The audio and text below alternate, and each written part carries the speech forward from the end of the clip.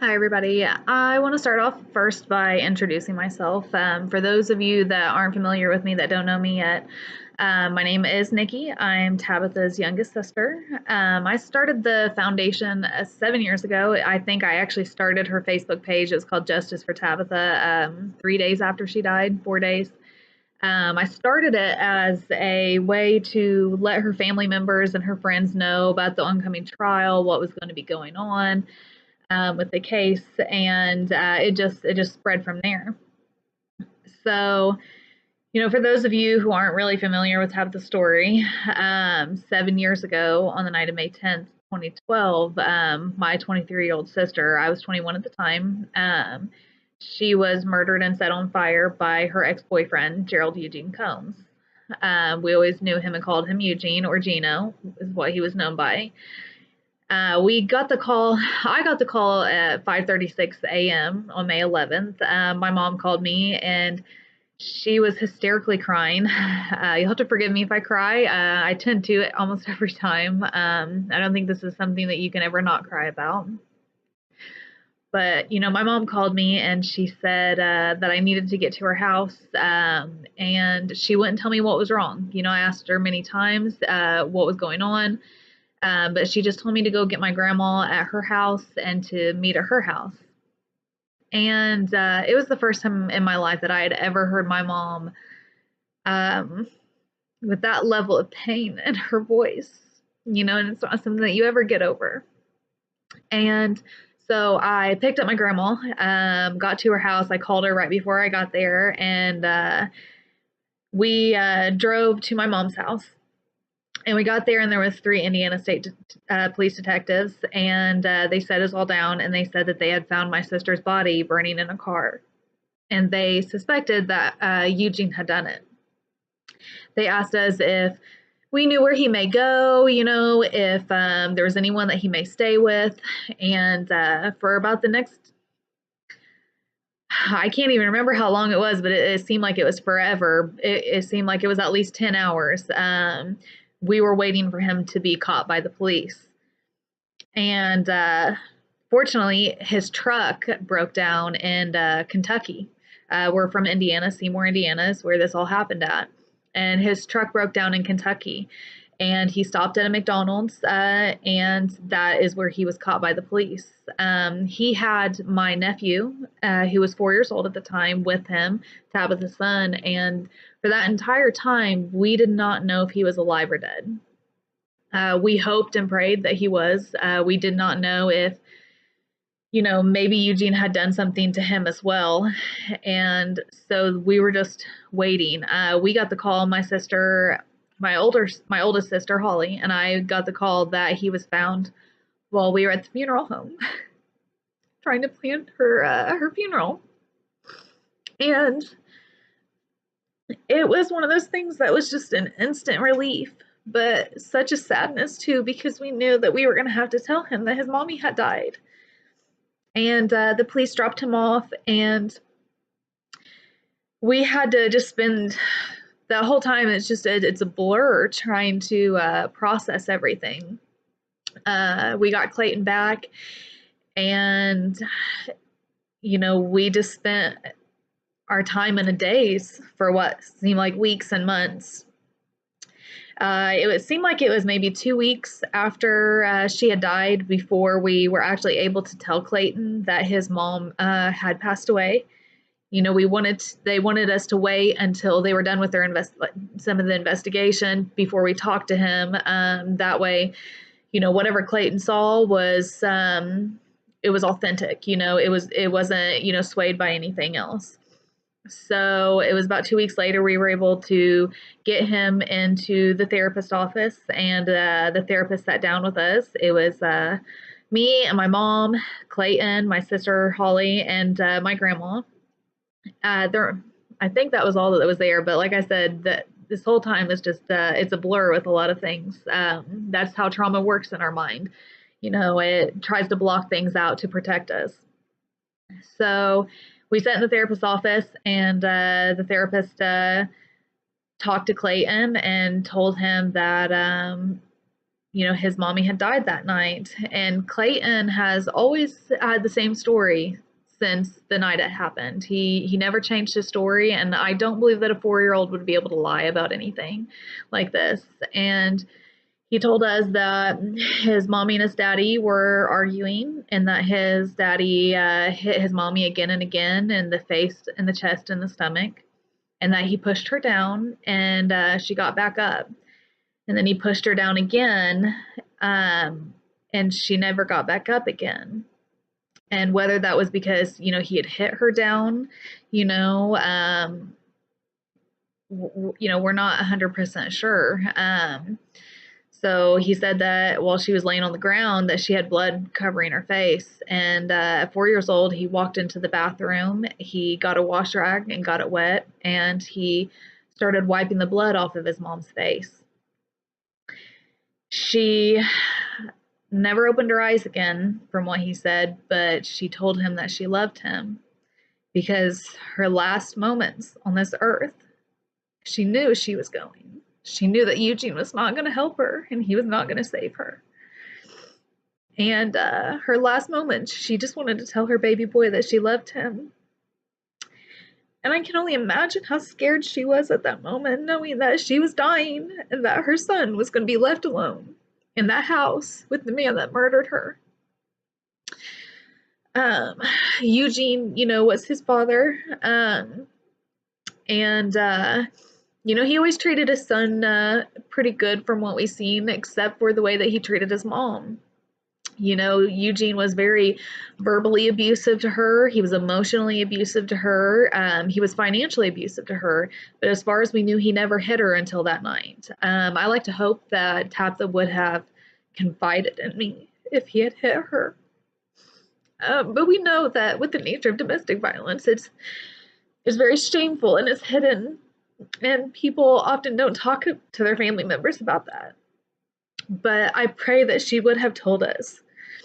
So as far as we know, the first night that he ever hit her was the night that he killed her. And they dated on and off for about 10 years. He was always extremely nitpicky to her. He put her down constantly. He controlled what she did. Even when they weren't dating, he stalked her constantly. He did all kinds of things that, we never shared publicly. For a really long time, I tried to be, I don't want to say polite, but I tried to be polite about the situation because I didn't want to hurt other people that were involved in the situation too. But I've gotten to the point now that the entire story needs to be told. What he did, how he treated her, that cycle of violence, that it was all there, all the signs were there, but because he never hit her, we thought that it would never get there. We just thought he's a jerk, he's rude, he's hateful. We never thought, or I never thought, that it would ever get to anything like that. And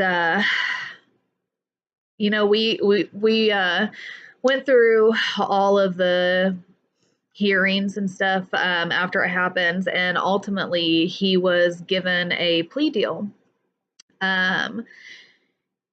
So the way it kind of went is that if he got anything less than voluntary manslaughter, then there was a very good chance he was going to get custody back of his son whenever he got out of prison.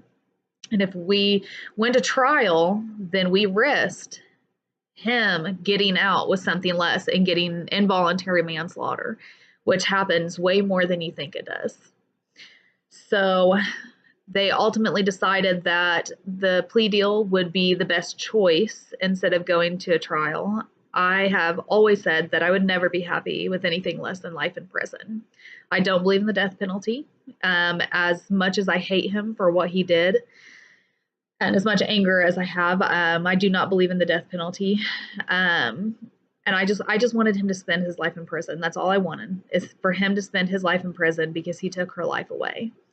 But unfortunately, he was given a plea deal that gave him only 24 years in the state of Indiana. 2 of those years were suspended for probationary period. And since that moment has happened, it has been 7 years now since my sister was murdered.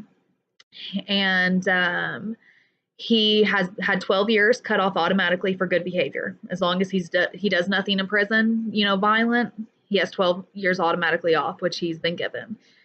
He has also been given a year and a half off by the Branchville prison, because of good behavior for being good while he was in prison, or time cuts, whatever it is that he did in there. They also cut a year and a half off now. So as this moment, he will spend about 10 and a half years in prison for the murder and burning of my sister. She was 23 years old. She lost her entire life. She could have lived until she was 90 years old, and her life was worth 10 and a half years to the state of Indiana. He has about 3.5 years left until he gets out now.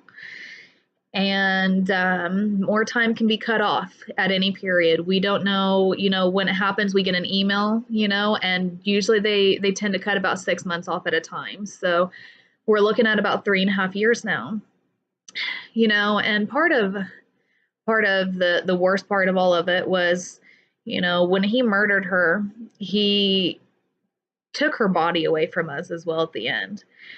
And he put her in her car. After he had killed her, he left their son at home alone, and he put her body in the car, and he drove her to Enos Road in Seymour, Indiana. He parked it at the top of a hill, poured gasoline all over her in the car, and then he released the parking brake, and he let it roll down a hill after he lit it on fire, trying to fake a car accident. And losing somebody is hard enough as it is, but not being able to see that body, to be able to give closure and be able to say goodbye one more time, has been probably one of the hardest of it. Let alone that he burned her, he burned her beautiful body. And one of the most painful things with that is just not having that physical closure to be able to see her and say goodbye. One memory that will always haunt me is when I went to the funeral home, they called us to say that some of her belongings were released by the police to be given to us, but he didn't know if we wanted them or not, because her purse had been put underneath her body whenever he put her in the car, and some of it was still intact, but most of it was burned, and he wanted to know if we wanted it or not. And we decided yes, and I went to the funeral home and I picked it up and I took it to my mom's house. And I went into the bathroom and I opened the bag up, my sister and I did, because we didn't want my mom to have to see that, because you could smell the ashes and the flesh still on it from where she had burned on top of it. But we wanted to save whatever we could that we had left of her, so we pulled out a burned lipstick, a license, a few little things that she had in there that was left, and we put them all in a baggie for my mom and tried to clean off what we could. And you'll never get over something like that. You'll never smell something like that and not remember it and know that it was somebody that you loved. I've had PTSD for most of my life, and I didn't know until after she passed away. I went to a therapist about 2 years later. I wish I would have went right away. It was about 2 years later before I finally got the courage to go see a therapist. And she actually said that I've had CPTSD for most of my life, stemming from childhood sexual abuse, and then losing my sister to domestic violence homicide. And if you would have told me 6 or 7 years ago that I would still be sitting here talking to you, I would have told you that you were crazy. Like, I really would have told you were crazy, that there's no way, because I had every intent to commit suicide at some point. I knew that there was no way that I would be able to live with the pain that I was feeling. And as time went on, it was the advocacy and fighting for other people and honoring her memory that actually saved me. just being able to share her story and hearing, you know, people say that, you know, she was beautiful and, you know, she was sweet and that she deserved to be remembered, and just all the kind things that people would say to me and my family would give me, you know, hope every day. So, you know, always know that even if it's just one small comment that you say to someone online, you know, one positive thing, you know, that you're thinking of them, that you're praying for them, you know, that is enough to save someone's life, because it got me through. It got me through the worst moment of my life. And, you know, I would continuously, after she died, you know, about every month, or, you know, every few days, you know, I would, you know, decide, all right, you know, this is it. I'm going to commit suicide. You know, I'm going to make the plans. I'm going to do it. And I kept stopping myself because I did not want to give my mom that pain. You know, I did not want to hand her that life sentence as well. And I would give myself objectives such as, well, I'm going to do a domestic violence concert, an awareness concert. And I would tell myself, you just have to get through this concert. And if you just get through this, then you can do it. And after the concert, I'd be like, well, everybody really seemed to like it. You know, they really seemed like it was a good thing. So maybe I should do one more thing. So then I would have a domestic violence outreach meeting or start a women's support group. And it was those small goals that got me through the worst time of my life. It gave me something to work towards, and it gave me hope.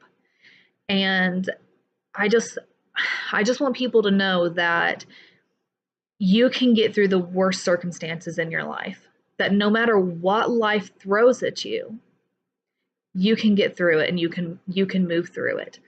Something like this, going through childhood sexual abuse, being raped at a very young age, you know, losing, you know, a sibling to homicide, those are things that it would be understandable if anybody, you know, chose to end their life over something like that.